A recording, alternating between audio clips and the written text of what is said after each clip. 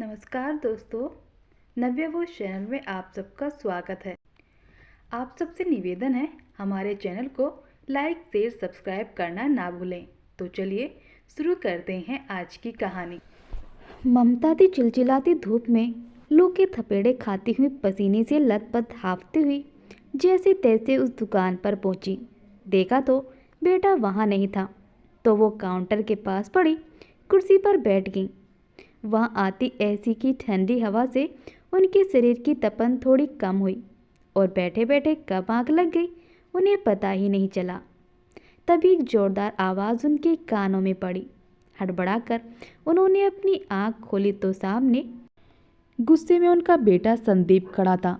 संदीप उन्हें घूरते हुए बोला, माँ तुम्हारी हिम्मत कैसी हुई मेरी उस कीमती कुर्सी पर बैठने की?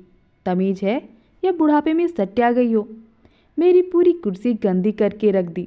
पता भी है कितनी महंगी है वो? पूरी ज़िंदगी में तो ऐसी कुर्सी पर बैठी नहीं होंगी आप। बेटे के ऐसे तीखे शब्द सुनकर ममता जी की आंखें नम हो गई। श्याम, जाओ कोई साफ कपड़ा लेकर आओ और इसे साफ करो। जमाने भर की धूल तो बदन पर लपेट रखी है और इस कुर्सी पर बैठी हुई हैं। सारी कुर्सी पर पसीने की बदबू कर दी। श्याम कपड़ा लेकर आया और हिचकते हुए ममता जी से कहने लगा, अम्मा जी माफ़ी चाहूँगा, पर कृपया करके आप यहाँ से उठ जाइए, वरना छोटे मालिक और गुस्सा करेंगे। ये सब कहते हुए श्याम की आंखें छलक उठीं। उसे ऐसा लग रहा था जैसे कि आज उसने बहुत बड़ा पाप कर दिया हो। जिस मालिक मालकिन के लिए बचपन से वो काम कर रहा था, जिन्होंने उसके लिए इतना कुछ किया, आज उन्हीं के साथ उसे ऐसा व्यवहार करना पड़ रहा था। संदीप दोबारा चिल्लाते हुए बोला, सुनाई नहीं दे रहा कि आपको? बहरी हो गई हो क्या? उठो यहाँ से। ममता जी होश में आते हुए उस कुर्सी पर से उठ जाती हैं। श्याम ने कपड़े से उस कुर्सी को साफ किया तो संदीप रोब जमाते हुए उस कुर्सी पर बैठ गया। ममता जी अपनी आंखों में आए नमी को साफ करते हुए बोली, बेटा मैं तुम्हारे लिए खाना लाई हूँ। आज मैंने तुम्हारा मनपसंद राजमा चावल बनाया है, इसलिए अपने हाथों से देने आई। जल्दी खा लो वरना ठंडा हो जाएगा। संदीप द्वारा इतना अपमान करने के बाद भी ममता जी उसे ये सब कह रही थी। माँ, आपको एक बार में समझ नहीं आता क्या? मैंने आपसे कितनी बार कहा कि दुकान पर मत आना, फिर भी क्यों आ गई? आपको पता है ना, आपके कदम मेरी दुकान के लिए अशुभ हैं। जितनी बार मेरी दुकान पर आई हो उस दिन घाटा होता है, फिर भी मुंह उठाकर चली आती हो। आप क्या चाहती हो, मैं सड़क पर आ जाऊं? बेटा मैं नहीं आना चाहती थी, पर आज घर पर कोई नहीं था। तेरे बाबूजी की भी तबीयत सही नहीं है, इसलिए मुझे आना पड़ा। और बेटा किसी वक्त में तेरे बाबूजी और मैं साथ में ही दुकान पर रहते थे। अरे तेरे बाबूजी तो मानते थे कि जिस दिन मैं दुकान पर ना आऊँ उस दिन अच्छी कमाई नहीं होती, और तू कह रहा है मेरे कदम अशुभ हैं। आप उस वक्त को भूल जाइए माँ, ये अब मेरी दुकान है और मैं इसे चलाता हूँ, और मुझे पता है किसके कदम किसके लिए अशुभ हैं। और आपकी अब इतनी औकात नहीं कि आप मुझे सलाह दें। खाना दे दिया ना, जाओ अब यहाँ से, और दोबारा यहाँ आने की ज़रूरत नहीं है। आवाज़ सुनकर आसपास के सभी लोग वहाँ जमा हो गए थे और सब ममता जी के बेबस चेहरे को निहार रहे थे। किसी किसी की तो आंखें नम भी हो गई थीं। ममता जी बोली, बेटा कैसी बातें कर रही हो? आसपास के लोग सब देख रहे हैं, आखिर कुछ तो मेरी इज्जत का ख्याल रखो। संदीप बेशर्मी की तरह हंसते हुए बोला, और रेली माँ, आप दोनों पति पत्नी के पास इज्जत बची है?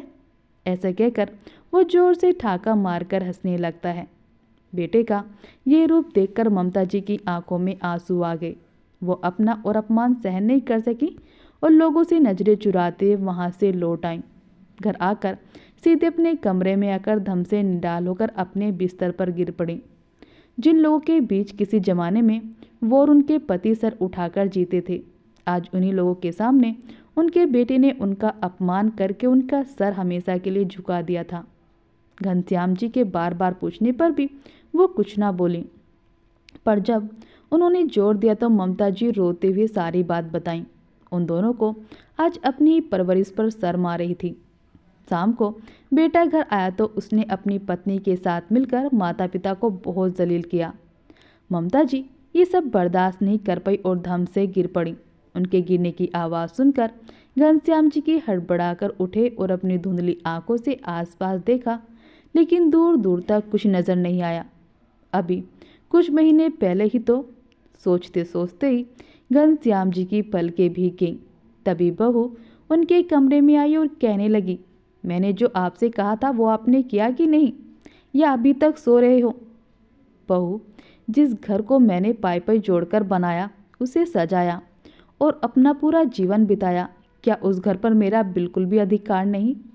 मैंने कभी तुम में और अपने बेटे में कोई फर्क नहीं किया। मैंने कहा था इस घर पर तुम दोनों का बराबर का अधिकार है, पर इसका ये मतलब तो नहीं कि तुम लोग इस घर को पूरी तरह अपना अधिकार जमा लो और मेरे ही घर में मुझसे नौकरों की तरह बर्ताव करो।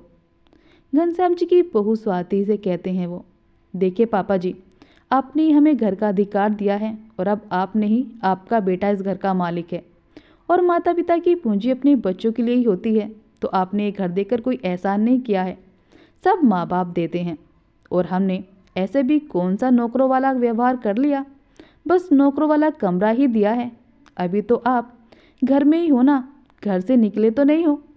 वैसे भी आप माँ तो है नहीं, तो आप कहीं भी रहें क्या फ़र्क पड़ता है? सही कहा तुमने, जब तुम्हारी सास नहीं रही तो मेरे लिए बोलने वाला बचा भी कौन है? वैसे भी मुझे पता है, जब अपना सिक्का ही खोटा हो तो दूसरे से क्या दोष देना।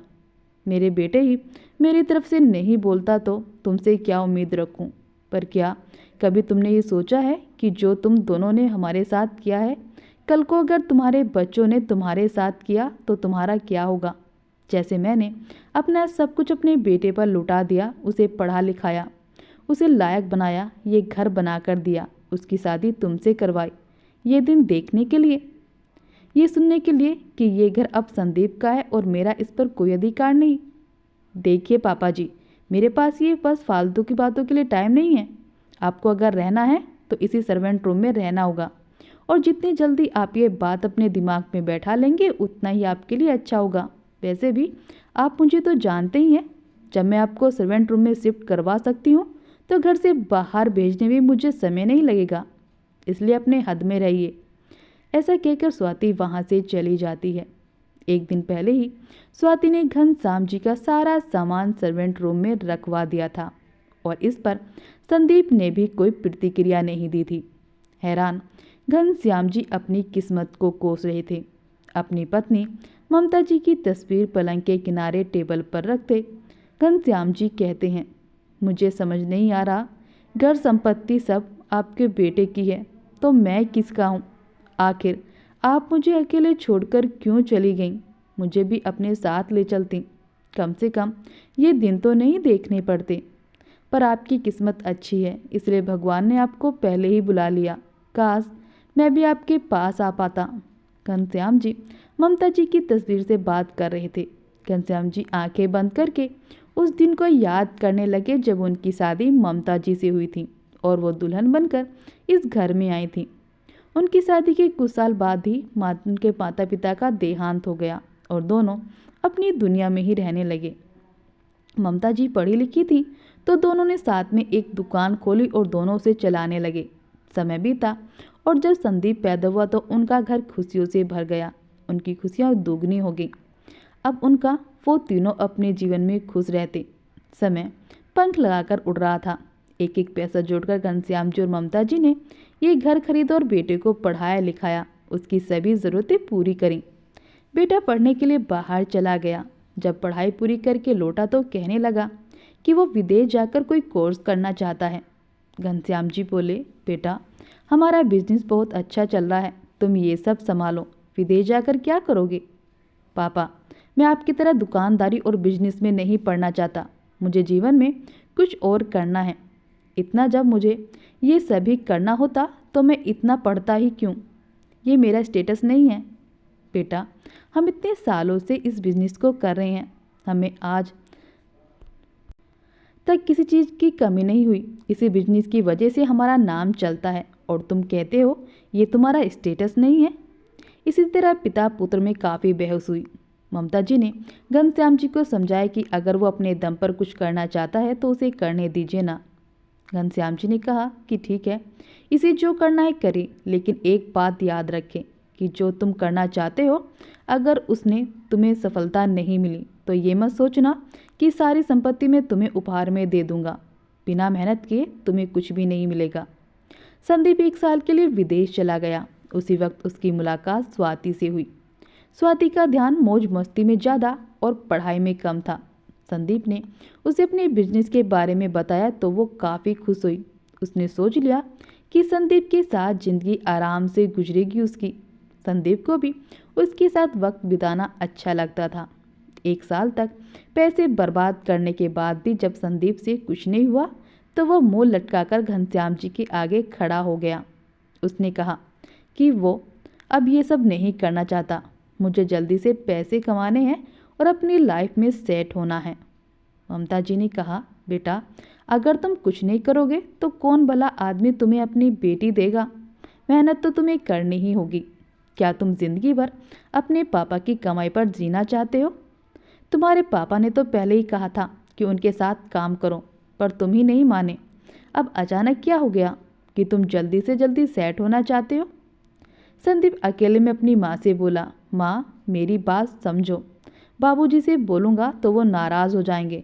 माँ मेरे कॉलेज में एक लड़की है, मैं उसे बहुत पसंद करता हूँ। उसके माता पिता उस पर शादी का दबाव डाल रहे हैं तो मुझे उससे शादी करनी होगी। फिर आप लोग जो कहोगे मैं करने को तैयार हूँ। किसी ने सच ही कहा है, माँ का हृदय मोम का होता है और वहीं उसके लिए दुख का कारण भी बन जाता है, जिसे एक माँ भाप नहीं पाती है और बच्चों की बातों में फंस जाती है। आखिरकार ममता जी ने घनश्याम जी को मना ही लिया। धूमधाम से संदीप और स्वाति की शादी हुई। शादी के 1.5 महीने तक दोनों बाहर घूमते फिरते रहे। बहू के आने के बाद भी ममता जी को एक पल का आराम नहीं था।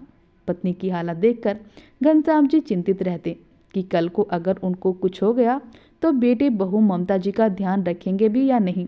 क्या वो उन्हें वो सम्मान और अधिकार दे पाएंगे जिसकी वो हकदार हैं? समय बीता। देखते ही देखते संदीप की शादी को 1 साल हो गया, पर स्वाति का रंग ढंग कुछ नहीं बदला। उसे लगता था वो उस घर में बस आराम करने के लिए आई है। जब भी ममता जी या घनश्याम जी कोई काम कहते वो सीधे मुंह जवाब नहीं देती और कहती, अगर काम ही करना होता तो मैं संदीप से शादी ही क्यों करती। और आप भी तो पूरे घर में बैठे रहते हैं, घर का काम करने से कोई मर नहीं जाता। बहू की ऐसी बातें सुनकर घनश्याम जी और ममता जी और चिंतित होने लगे। उनकी तबीयत खराब होने लगी और वे बीमार पड़ गए। इसलिए बिजनेस उन्हें बेटे को संभालना पड़ा। बेटे के हाथ में बिजनेस जाते ही उसकी चाल कम हो गई तो बेटा अलग अलग बहाने बनाने लगा। एक दिन ममता जी उसका खाना लेकर दुकान पर गई तो संदीप ने उनका बहुत अपमान किया। अपने पुराने स्टाफ के सामने ममता जी अपना ही अपमान बर्दाश्त नहीं कर पाई। उन्होंने घनश्याम जी को सारी घटना बताई और कहा कि अगर कल को वो ना रहे तो वो सब कुछ बेटे बहू को नहीं देंगे, वरना वो आपको एक एक पैसे के लिए मोहताज कर देंगे। शायद उन्हें पहले से ही पता चल गया था कि वो अब ज़्यादा दिन नहीं बचने वाली। बेटे बहू के लक्षण सही नहीं लग रहे हैं, वो हमें काफ़ी दुख देंगे। ममता जी बोली तो घनश्याम जी कहने लगे, हाँ आप सही कह रही हैं, मुझे भी ऐसे ही लगता है। काश कि मैंने आपकी बात उस समय मान ली होती और संदीप और स्वाति की शादी के लिए आपको मनाया ना होता तो आज ये सब नहीं होता। ममता जी कहती हैं, दोनों पति पत्नी चिंता में डूबे थे। तभी स्वाति आवाज़ लगाती हुई इन कमरे में आई और बोली, मम्मी जी आपको पता है ना संदीप घर आ चुके हैं, तो चाय नाश्ते की व्यवस्था अभी तक आपने क्यों नहीं की? घनश्याम जी बोले, बहू कम से कम अपने पति के लिए चाय नाश्ता तुम बना ही सकती हो। तुम्हारी सास की तबीयत ठीक नहीं है तो, और उनका आराम करना ज़रूरी है। अरे 2 बातें बेटे ने कह क्या दी, दोनों पति पत्नी बिस्तर पकड़कर बैठ गए। बहू के सामने एक बिस्तर पर पड़े हुए हो, इस उम्र में भी आप दोनों को शर्म नहीं आती? बस बहू शर्म नहीं आती तुम्हें? ममता जी के सब्र का बांध अब टूट गया। क्या तुम्हारे माँ बाप ने तुम्हें यही सिखाया है कि अपने सास ससुर से इस तरह से बात करनी चाहिए? तुम्हारी हिम्मत कैसे हुई इनसे इस तरह से बात करने की? भूलो मत ये घर किसका है। तभी आवाज़ सुनकर संदीप आया और बोला, आप दोनों को किसी ने नहीं सिखाया कि बेटा जब बड़ा हो जाए तो सब उसका हो जाता है और तब माँ बाप को चुप्पी साध लेनी चाहिए। दुकान पर जो सुना वो आपके लिए काफ़ी नहीं था? कि अब यहाँ भी सुनना चाहती हैं? रहने दो संदीप, अब कुछ मत बोलो। दुकान पर तुमने कुछ बोला, उसमें तो बिस्तर पकड़कर बैठ गई। अब अगर कुछ बोलोगे तो धरती छोड़ देंगी। स्वाति हंसते हुए बोली। उसके साथ संदीप भी हंसने लगा। घनश्याम जी से भी अब और अपमान सहन नहीं हो रहा था। वो उठे ही थे कि ममता जी अपना सीना पकड़कर धम से धरती पर गिर गईं और दर्द से तड़पने लगीं। कुछ मिनट भी नहीं लगे और उन्होंने अपने प्राण त्याग दिए। घनश्याम जी दौड़कर उनके पास पहुंचे, पर तब तक बहुत देर हो चुकी थी। पत्नी के जाने के बाद घनश्याम जी बिल्कुल टूट चुके थे। बेटे से उनका विश्वास उठ चुका था। अब तो आते जाते बेटा बहू कुछ भी कहते तो उन्हें फर्क नहीं पड़ता था। अब तो कोई गलती होने पर भी बहू का हाथ उन पर छूट जाता, फिर भी बेटा कुछ नहीं कहता। वो अंदर से यही बिल्कुल मर चुके थे। अब आंसू बिल्कुल सूख चुके थे। बेटा भी पराया हो चुका था। बेटे से उन्हें अब कोई उम्मीद नहीं थी। जब उनका सगा बेटा ही अपना नहीं था तो पराई लड़की से क्या उम्मीद रखते, पर क्या उसकी बातों का बुरा मानते। ममता जी के गुजर जाने के कुछ महीनों बाद ही स्वाति ने सास ससुर के कमरे पर अधिकार जमा कर अपने माता पिता को वहां रख लिया और उन्हें छोटे कमरे में शिफ्ट करवा दिया। अपने घर में उनकी हालत नौकरों जैसी हो गई थी। पत्नी की यादों के सहारे वे सब कुछ सह रहे थे। कुछ महीने बाद घर के रेनोवेशन का बहाना बनाकर घनश्याम जी को घर के नौकर वाले उसमें शिफ्ट कर दिया गया। उनकी हालत अब बस से बदतर हो रही थी। वो घर में रहते, उतनी देर काम करते और बाकी का समय मोहल्ले के मंदिर में गुजारते। उनकी किसी को कोई फिक्र नहीं थी। खाने को तो क्या कोई पानी को भी नहीं पूछता था। अब ज़्यादातर उनका समय सोसाइटी के मंदिर में ही बीतता था। घर के काम करते, जो रूखा सूखा मिलता खा लेते और सारा वक्त मंदिर में ही ईश्वर की तरफ बस एकटक निहारते रहते, जैसे उनसे अपने सवालों के जवाब मांग रहे हों। एक दिन किसी के इस पर से घनश्याम जी का ध्यान भंग हुआ। वो सवालिया निगाहों से उस शख्स की ओर मुड़े तो उसने कहा, अंकल, मैं प्रतिभा यहाँ इसी सोसाइटी में ही रहती हूँ। हर रोज़ आपको देखती हूँ। सुबह दोपहर शाम आप हर वक्त इस मंदिर में ही गुमसुम बैठे रहते हैं। क्या कोई परेशानी है? क्योंकि मैं देखती हूँ अन्य व्रत भी बातें करते हैं, पर आप चुपचाप बस बैठे रहते हैं, कुछ जवाब भी नहीं देते। मैं तुम्हें जानता हूँ, तुम एक समाज सेविका हो ना?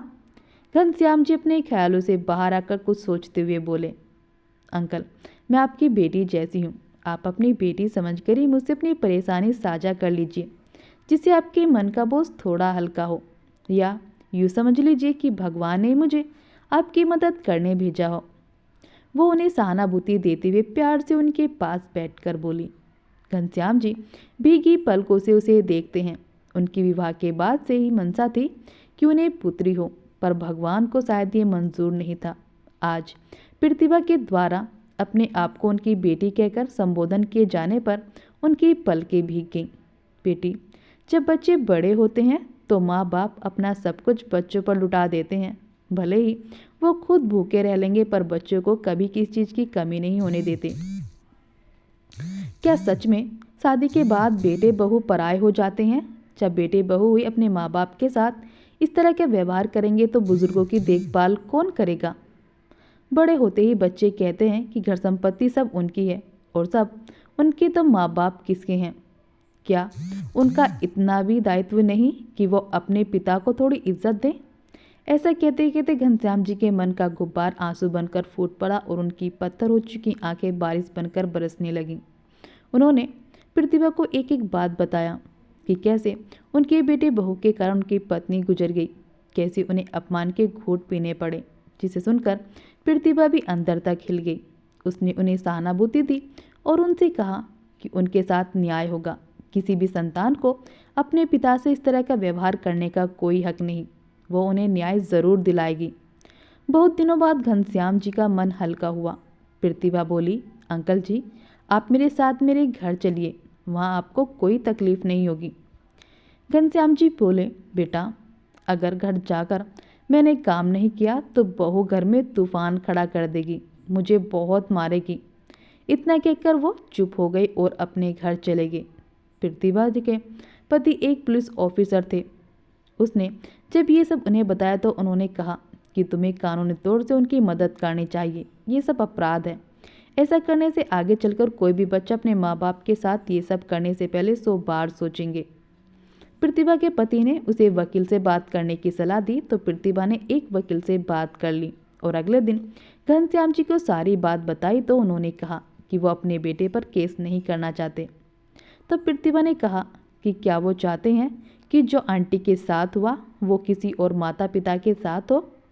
ममता जी की यादों ने उन्हें हिम्मत दी तो उन्होंने प्रतिभा के लाए कागज पर तुरंत दस्तखत कर दिए।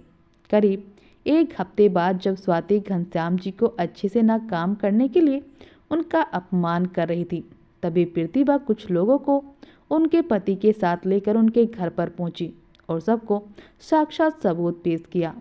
प्रतिभा ने स्वाति और संदीप को कोर्ट का नोटिस दिया। संदीप घनश्याम जी से बोला, अच्छा तब मंदिर जाकर यही गुल खिलाते थे आप, अपने बेटे बहू के खिलाफ साजिश करते हो, शर्म नहीं आई आपको।